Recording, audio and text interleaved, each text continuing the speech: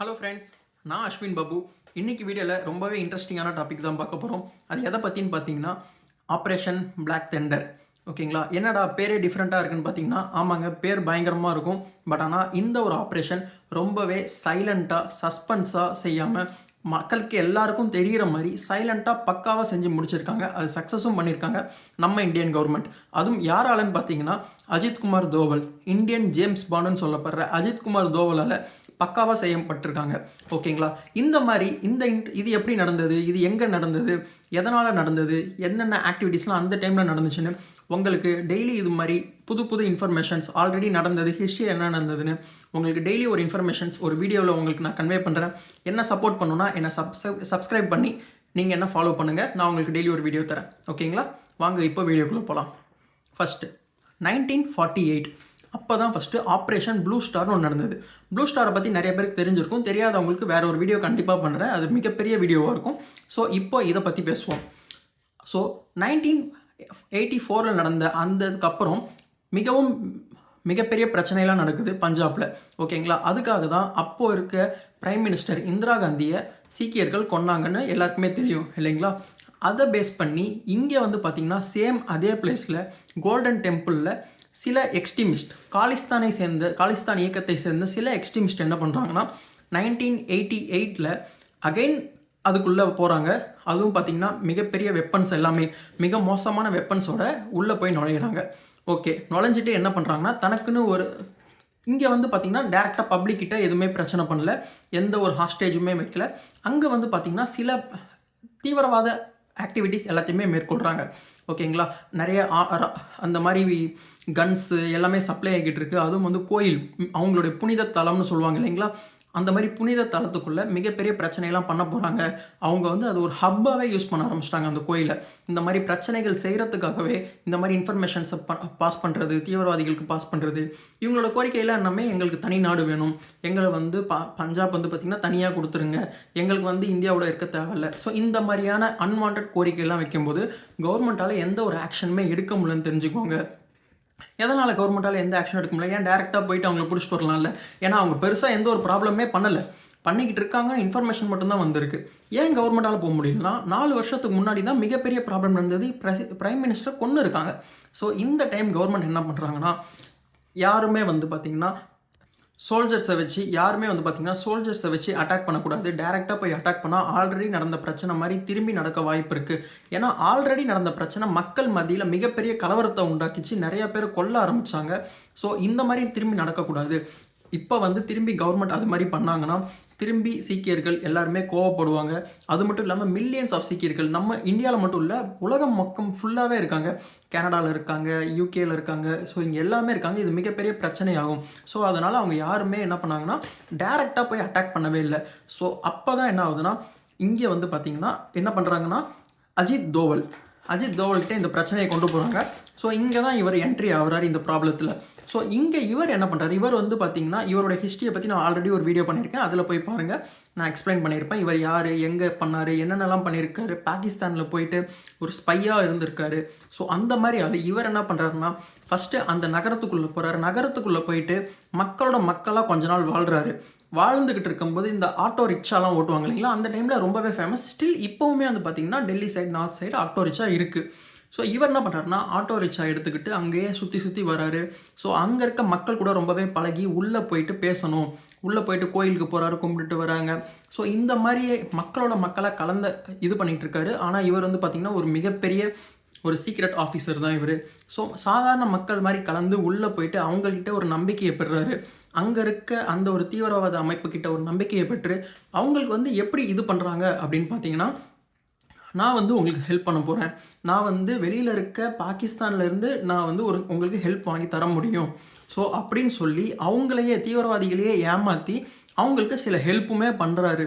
அது மட்டும் இல்லாமல் அங்கே போயிட்டு என்னென்ன பண்ணுறாருன்னா, அங்கே வந்து எங்கெங்கெல்லாம் வந்து அவங்களுடைய ஆயுதத்தெல்லாம் ஒழிச்சு வச்சுருக்காங்க, இவங்க எந்தெந்த டைம் முக்கியமாக தூங்குவாங்க, என்ன சாப்பிட்றாங்க, அவங்களுக்குள்ளே என்னென்ன பிரச்சனை இருக்குது, அவங்களுக்குள்ளேயே நிறைய கான்ஃப்ளிக்ட் போயிட்டுருக்கு அவங்க அந்த அமைப்புக்குள்ளேயே.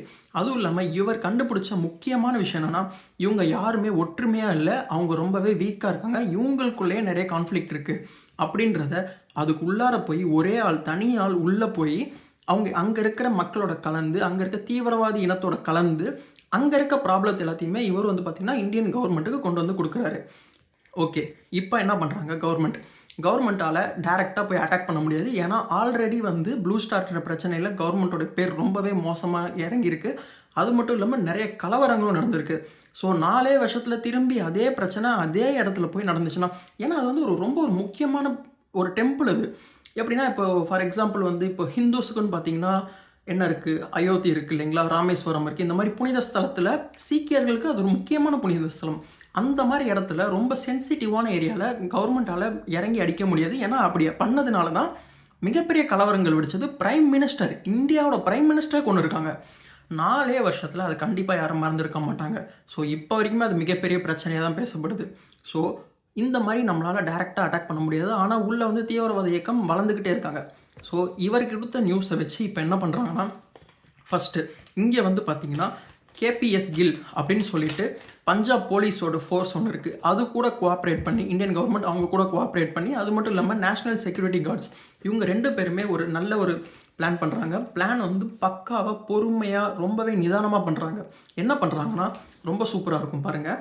ஃபஸ்ட்டு அந்த கோல்டன் டெம்பிளோடைய ஒரு செட்டு, இப்போ படத்துலலாம் செட்டு போட்டு எடுப்பாங்க இல்லைங்களா, ஸோ அந்த மாதிரி ஒரு செட்டை வந்து ஒரு ஃபேக்கான செட்டு போட்டு அங்கே வந்து கவர்மெண்ட்டோடைய கவர்மெண்ட்டோடைய கார்ட்ஸ் எல்லாமே ப்ராக்டிஸ் பண்ணிகிட்டு இருக்காங்க. ஏன்னா இவர் இங்கே என்னென்ன நடக்குது, எங்கெங்கே ஆயுதங்கள் வச்சுருக்காங்க, டீட்டெயில் நூக் அண்ட் கார்னர் எல்லாத்தையுமே நோட் பண்ணி கவர்மெண்ட்டுக்கிட்ட கொடுத்துருக்காங்க. ஓகேங்களா, இதுதான் மிகப்பெரிய கீ பாயிண்ட்.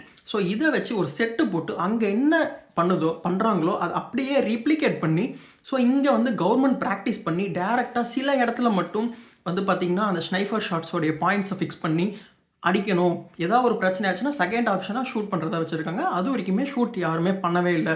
ஓகேங்களா, ஸோ இந்த மாதிரி ஆப்ஷனை பண்ணி எப்போ ஆரம்பிக்குதுன்னு பார்த்தீங்கன்னா மே மாதம் 9ஆம் தேதி 1988, 4 வருஷம் கழித்து 9ஆம் தேதி மே மாதம் தான் வந்து ஆப்ரேஷன் ஸ்டார்ட் ஆகுது. ரொம்ப கம்மியாக, ரொம்ப பொறுமையாக நிதானமாக காயினை ஊற்றிட்டு இருக்காங்க. இங்கே முக்கியமான விஷயம் என்ன கவனிக்கணும்னா, அங்கே இருக்க தீவிரவாத அமைப்பை டைரெக்டாக த்ரெட்னிங் பண்ண முடியாது.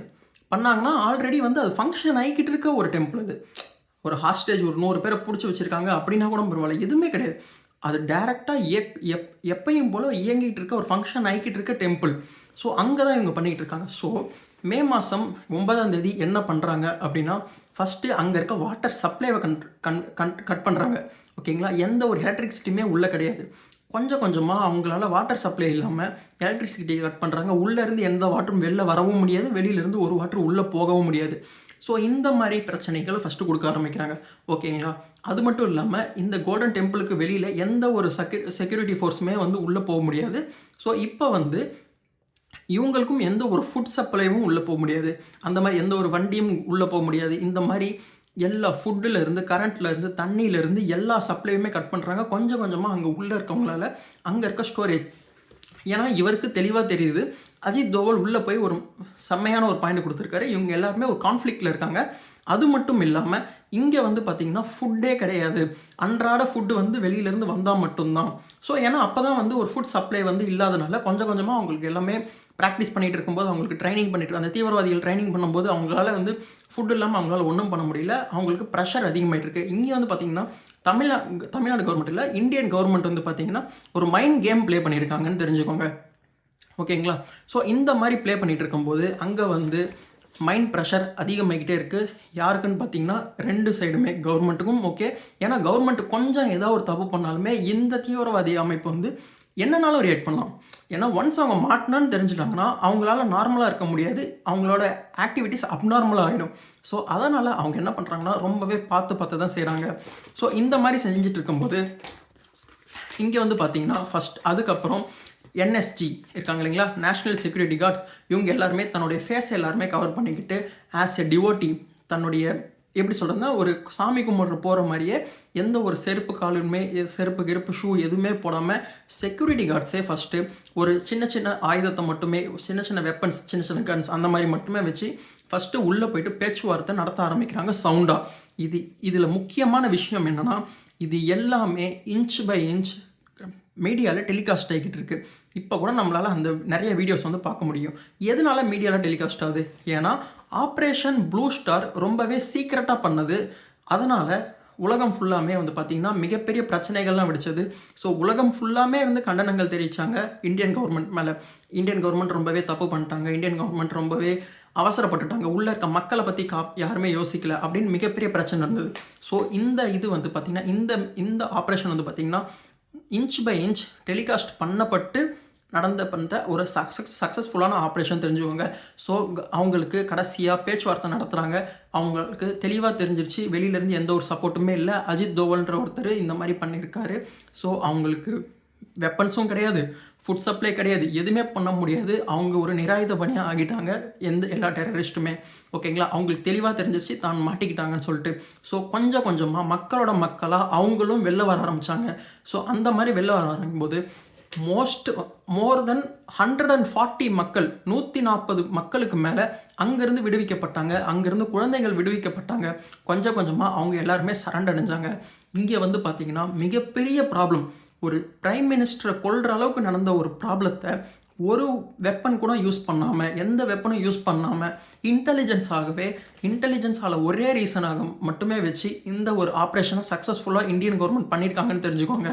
ஓகேங்களா, இது பார்த்திங்கன்னா எப்போ 9ஆம் தேதி ஆரம்பிச்சது, மே மாதம் 9ஆம் தேதி ஆரம்பித்து மே மாதம் 15ஆம் தேதி வரைக்கும் நீண்டு இருக்குது. ஸோ அவ்வளோ நேரம் அவங்களோட பேச்சுவார்த்தை நடத்தி அங்கே இருக்க மக்களை காப்பாற்றி கூப்பிட்டு வந்திருக்காங்க. இதுக்கு ஒரு பிரெயினாக நடந்த ஒரே ஆள் யாருன்னு பார்த்தீங்கன்னா அஜித் தோவல். ஏன்னா தட் ஒன் மேன், அந்த ஒரு ஆள் உள்ளே போயிட்டு எல்லா டீட்டெயிலுமே பக்கவா, ஏன்னா அவங்க போய் ஒரு வாட்டி மாட்டியிருந்தாங்கன்னு வச்சுக்கோங்களேன், அவங்க பேசுகிற லாங்குவேஜில் மாட்டியிருந்தாங்கன்னா, ஏன்னா அவங்க வந்து இந்தியாவில் பேசுகிற உருதுவில் பேசாமல் பாகிஸ்தானில் எந்த மாதிரியான உருது பேசுவாங்களோ அந்த மாதிரி உருதும் சீக்கிய மொழியும் கலந்த மாதிரி பேசுனனால அங்கே இருந்த காலிஸ்தானை சேர்ந்த மக்கள் யாருக்குமே இவங்களை வந்து கண்டுபிடிக்க முடியல, அவங்க நம்பவும் ஆரம்பித்தாங்க. ஓகேங்களா, அப்போ யோசிச்சு பாருங்கள், ஒரு ஆள் உள்ளே போய் அந்த டெரரிஸ்ட் குரூப்புக்குள்ளே, இதெல்லாம் நம்ம மூவியில் மட்டும்தான் பார்த்துருப்போம் இல்லைங்களா, அந்த ஸ்பைலாம் எப்படி வேலை செய்வாங்கன்னு. பட் ஆனால் இந்த வீடியோவிலேருந்து நீங்கள் என்ன தெரிஞ்சிருப்பீங்கன்னா, இந்தியாவிலும் அது மாதிரி நிறைய சம்பவங்கள் நடந்திருக்கு. ஓகேங்களா, ஸோ இந்த மாதிரி நடந்திருக்குன்னு தெரிஞ்சுக்கோங்க. எந்த ஒரு மக்களுக்குமே எந்த ஒரு பாதிப்பும் இல்லாமல், ஒரு குண்டு கூட ஃபயர் பண்ணாமல் அந்த ஒரு ஆப்ரேஷனை சக்ஸஸ்ஃபுல்லாக இந்தியன் கவர்மெண்ட் செஞ்சு முடிச்சிருக்காங்க. ஓகேங்களா, ஓகே இந்த மாதிரியான இன்ஃபர்மேஷன்ஸ் உங்களுக்கு என்னென்ன பிடிச்சிருக்கு, இது மாதிரி வேறு எதாவது பற்றி பேசணுன்னாலும் நீங்கள் சொல்லுங்கள். இதிலேருந்து என்ன வந்து உங்களுக்கு நீங்கள் டேக் அவேவாக எடுத்துப்பீங்க அப்படின்றதையும் கமெண்ட் பண்ணுங்கள். என்ன சப்ஸ்கிரைப் பண்ணி உங்களுக்கு சப்போர்ட் பண்ணணும்னு நினச்சிங்கன்னா சப்ஸ்கிரைப் பண்ணுங்கள். நெக்ஸ்ட் வீடியோவில் வந்து பார்ப்போம். ஓகே, பாய்.